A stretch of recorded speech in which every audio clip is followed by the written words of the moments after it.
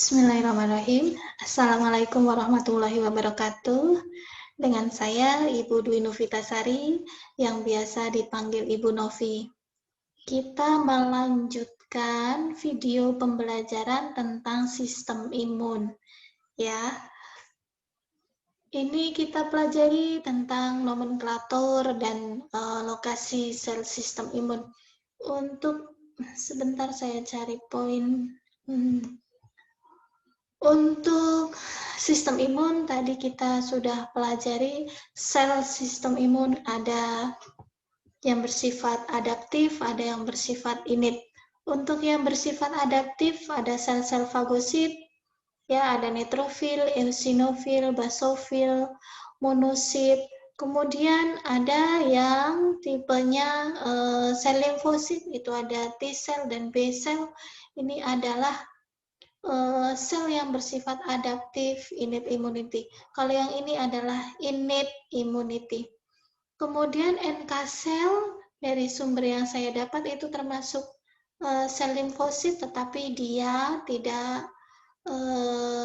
memiliki memori. Jadi dia termasuk innate immunity.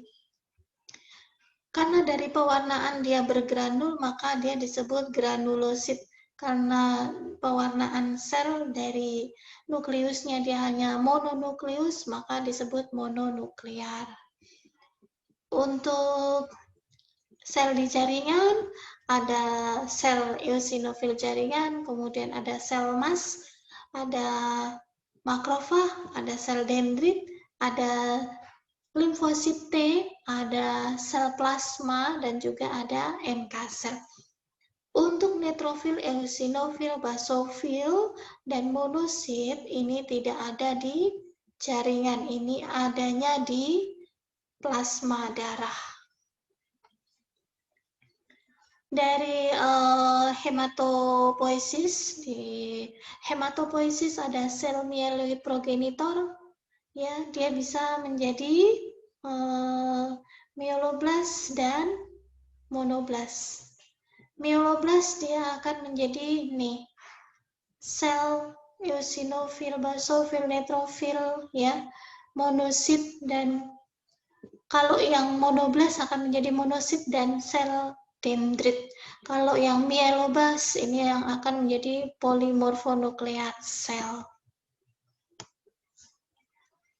Untuk leukosit mieloid, ya yang mieloid yang innate immunity, saya ulangin yang mieloid itu yang innate immunity, neutrofil, eosinofil, basofil, kemudian di jaringan ada sel mas, ada monosit, makrofag, dan sel dendrit.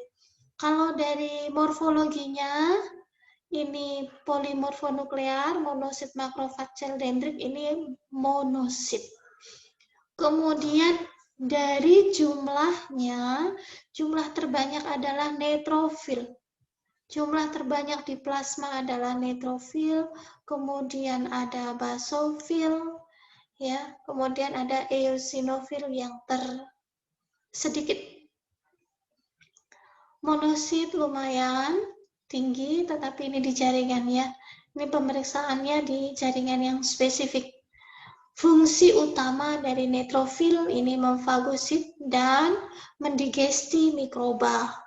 Untuk eosinofil, dia bertanggung jawab pada reaksi alergi dan pertahanan terhadap helmin.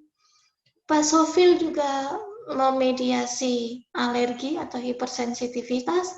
Sel mas ini memediasi hipersensitivitas dan atau alergi.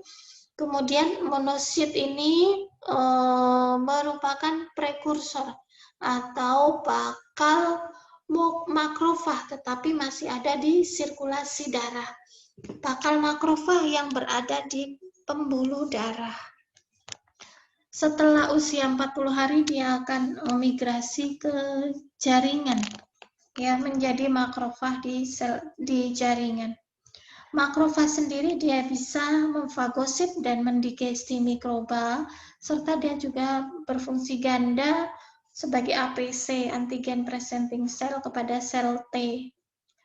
Sel dendrit dia juga sebagai APC kepada sel T. dan menginisiasi respon adaptif immunity.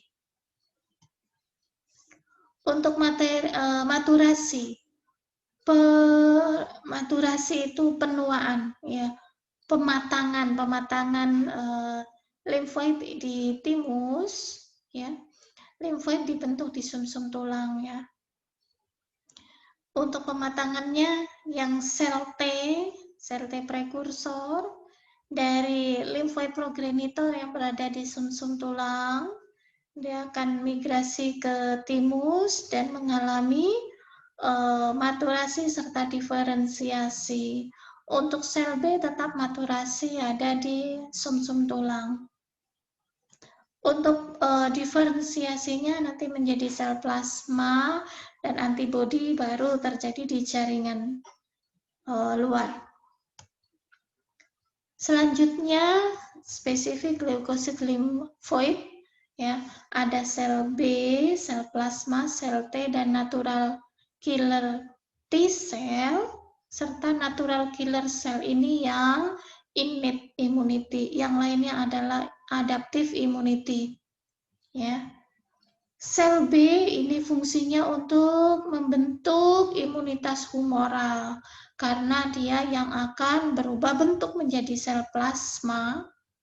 Kemudian sel plasma akan mensekresi, mengeluarkan reseptornya menjadi antibodi atau imunoglobulin. Sel T memediasi immunity, natural killer T cell juga memediasi immunity, ya. Yang meregulasi imun respon adalah sel T.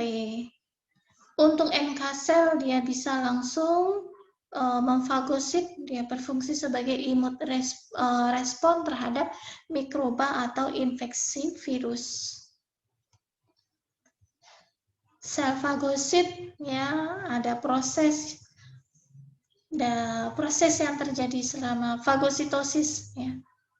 Ada mikroba ataupun partikel asing, dia akan dikenali oleh sel fagosit. Sel fagosit bisa makrofag contohnya, ya, sel fagosit, sel dendrit gitu.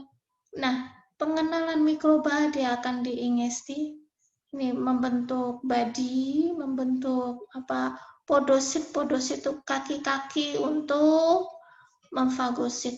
Kemudian dia masuk diingesti membentuk fagosum. Vesicle itu bundaran, ya, isinya adalah mikroba. Kemudian lisosom, ingat lisosom dia adalah humoral innate immunity, akan membentuk fagosum. Kemudian mikrobanya akan didegradasi, diingesti. Kemudian kalau yang masih diperlukan ya dipakai di dalam tubuh, substansi-substansi, ya, molekul-molekul yang mungkin airnya, H2O-nya, mungkin glukosanya, mungkin asam aminonya, mungkin elektrolitnya, ya, ion-ionnya bisa dipakai oleh tubuh. Sisanya bisa diekskresikan sebagai sampah, discharge waste product atau material. Itu proses fagositosis. Ya, nempel mikroba membentuk fagosom, fusi fagosom, didekati oleh lisosom, degradasi. Ini penggambaran fagosit terhadap jamur, ya, yeast cell. Ini menggunakan mikroskop elektron. Jadi ini tampak ada membran-membran sel yang mulai melebar, mencekung. Yang selanjutnya ini tentang sel fagositik. Ada makrofag, ada neutrofil, eosinofil, dan sel dendrit yang bisa melakukan fagositosis. Salah satunya yaitu makrofag, neutrofil, eosinofil, dan sel dendrit. Ya, makrofag mempunyai mononuklear, hanya satu nukleusnya. Kemudian Ketika dia mengenali bakteri, maka dia akan mengingesti, ya. Kemudian ada proses di sini akan mengeluarkan respon, ya, protein yang namanya interleukin 1. Interleukin 1 ini akan dirilis, akan dikeluarkan oleh makrofag, masuk ke dalam pembuluh darah, diterima oleh hipotalamus.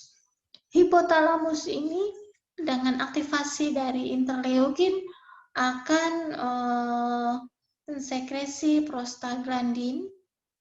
Ini hormon yang juga merangsang nyeri, dan aktivasi hipotalamus akan menyebabkan demam. Jadi efek dari inflamasi bisa ada nyeri dan juga ada demam. Fungsi sel makrofag sebagai fagosit, ya. Makrofag bisa di-enhancing, bisa ditingkatkan kemampuannya oleh C3b. Ingat nggak C3b? Ini adalah sistem komplement. Sistem komplement ini sudah mengopsonisasi mikroba, dikenalkan kepada makrofag, ya. Nah, makrofag itu sebetulnya adalah maturasi dari monosit. Monosit ini tadinya ada di pembuluh darah, kemudian dia melakukan migrasi ke ekstravaskuler menjadi makrofag yang berfungsi sebagai sel fagosit. Berikutnya ada sel neutrofil. Sel neutrofil juga bisa melakukan migrasi ke ekstravaskuler ketika ada kemotaksis, ada zat kimia yang dilepaskan karena ada mikroba yang masuk ke dalam tubuh, dan itu masih di jaringan. Masih ingat ada gambar kulit yang ada tusukan jarumnya, ada bakteri masuk, ada toksinnya. Nah, kita ulangi ceritanya. Mana ini? Ini adalah neutrofil, bagian sini adalah pembuluh darah, ya, plasma darah, bagian sini adalah ekstravaskuler. Di sini ada bakteri yang masuk ke dalam jaringan, kemudian bakteri bisa ditempeli oleh antibodi untuk diopsonisasikan kepada neutrofil. Kenapa neutrofil keluar? Karena bakteri mengeluarkan toksin juga, ya. Kemudian ada nih aktivasi sistem komplement, C5a, kemudian ada interleukin 8. Ada interleukin 8, ya, ini yang akan mengundang neutrofil untuk migrasi. Neutrofil yang tadinya dia berjalan di sepanjang plasma, ya, bebas, dia akan mengalami adesi. Adesi itu perlekatan pada ini adalah sel endotel. Ada P-selektin dan E-selektin ini untuk rollingnya, untuk melekat neutrofil sampai dia mantap melekat, ya. Dia keluar, migrasi ke ekstravaskuler untuk melakukan opsonisasi bersama, baik itu sistem komplement maupun dengan antibodi. Kemudian nanti diinternalisasi, ya, difagosit dan dilebur bakterinya. Ini proses kemotaksis tadi, jadi kemostasis ketika dia mendapatkan sinyal dari interleukin, ya. Kemudian dia menempel itu adesi. Tadi ada P-selektin dan agak lupa saya. Nah, tadi ada P-selektin dan E-selektin. Ini adalah molekul adesi. Sampai dia rolling, berhenti, dia kan ibaratnya baru lari, kemudian direm. Diremnya adalah oleh molekul adesi, P-selektin dan E-selektin.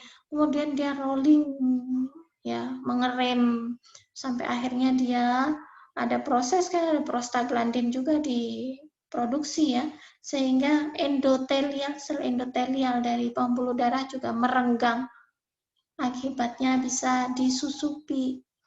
Nah, neutrofil keluar ke sisi yang mengalami infeksi untuk membantu proses pertahanan tubuh. Ini tadi kita sudah bahas bagaimana neutrofil, ya. Contohnya sama dengan makrofag. Kalau makrofag tadi mononuklear, ini adalah neutrofil polimorfonuklear. Setelah dia diundang, ya, kemotaksis, dia akan lisis. Bukan lisis, dia akan diapodesis, dia akan keluar, ya. Dia akan keluar dari pembuluh darah menuju ke ekstraseluler. Ini proses neutrofil, ya, ke area injury. Ada injury mengalami kemotaksis. Nah, terjadi vasodilatasi dan peningkatan permeabilitas sehingga neutrofil bisa keluar, migrasi, kemudian bisa membunuh mikroba yang masuk. Kenapa mikroba masuk? Karena ada jaringan yang terluka. Berarti ini ada kerusakan barier fisik, kerusakan, kalau ini contoh kulit, ataupun juga mukosa. Eosinofil spesifik untuk filarial worm, larva, dia spesifik untuk bereaksi pada cacing, dan dia menginduksi terjadinya reaksi hipersensitivitas atau alergi. Selanjutnya ada sel dendrit. Sel dendrit itu ada dua tipe, Langerhans cells. Ini ada di sel mukosa maupun dermis atau interstitial dendritic cell.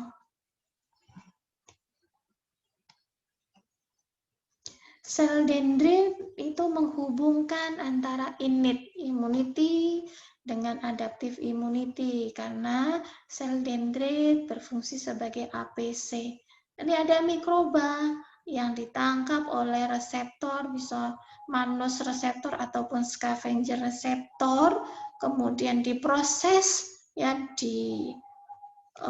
cerna, akibatnya dari pencernaan ini keluar diekspresikannya antigen. Di sini tampak MHC2, Mazor histocompatibility 2, maka dipresentasikan kepada sel T. Ya, intinya sel dendrit dia memediasi respon innate dan adaptive immunity karena dia mempunyai reseptor MHC2 yang mempresentasikan antigen dikenalkan kepada sel T, sehingga sel T bisa meningkatkan. Dia akan aktivasi sel T ataupun dia akan meminta bantuan kepada sel plasma, sel B. Nah, ini secara spesifik saya bahas tentang APC, antigen presenting cell. APC ini umumnya berada di lokasi-lokasi port the entry mikroba, berada di sel epitelium sistem pencernaan, sistem respirasi. Dia fungsinya menangkap mikroba dan membawanya ke jaringan limfoid perifer. Aksi APC karena dia mempunyai MHC. Ada dua tipe MHC, MHC1 dan MHC2. Kalau MHC2 dia spesifik aktivasi untuk sel T. Jadi dia mengikat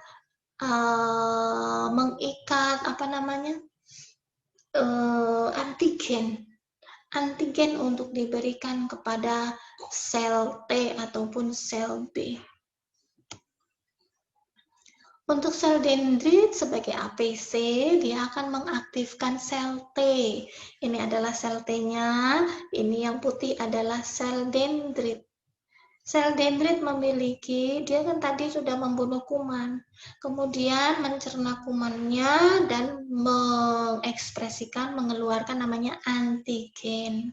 Antigen ini yang dikenali oleh sel T. Dia diekspresikan melalui reseptor yang namanya MHC class 2.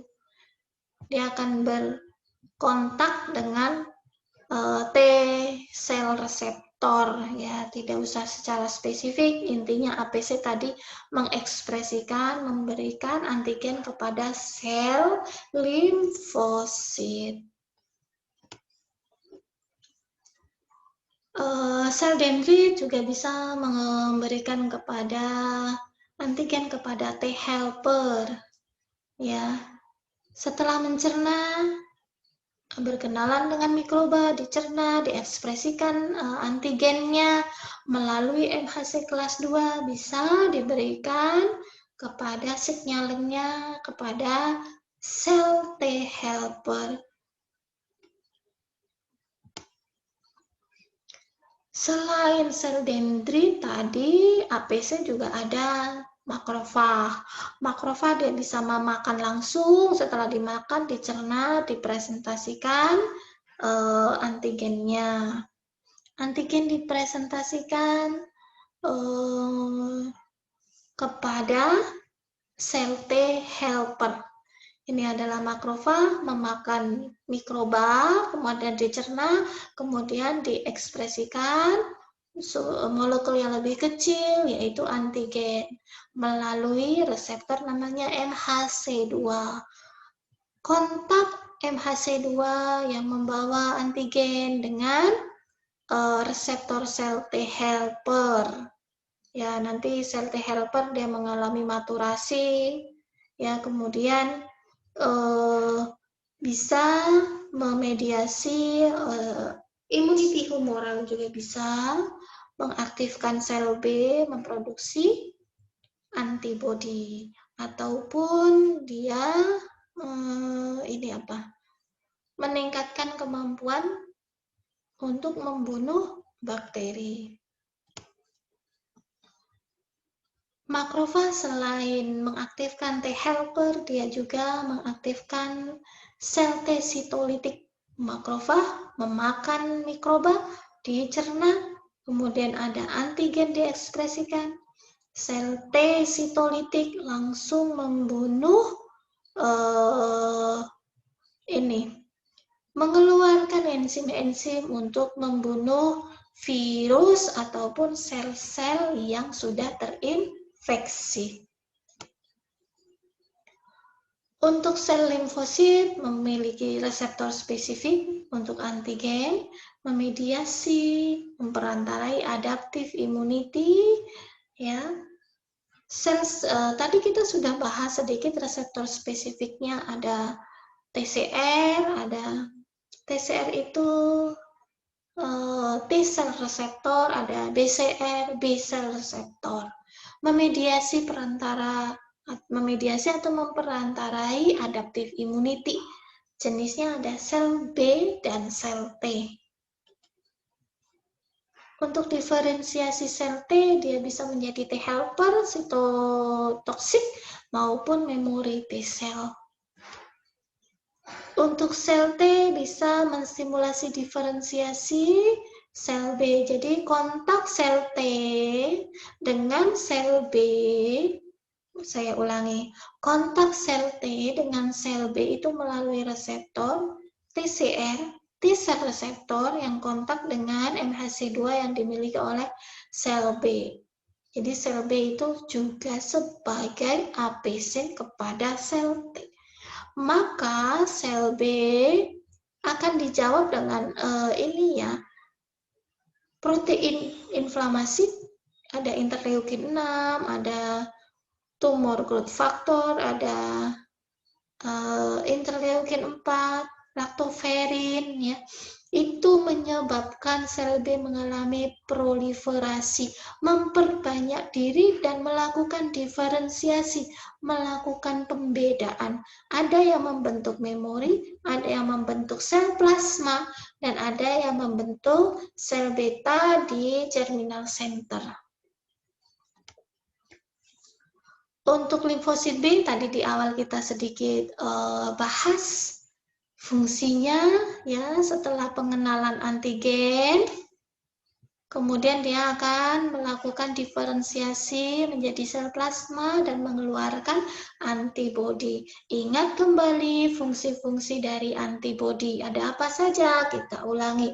Ada opsonisasi, ada aktivasi sistem komplement, dan ada memediasi reaksi inflamasi.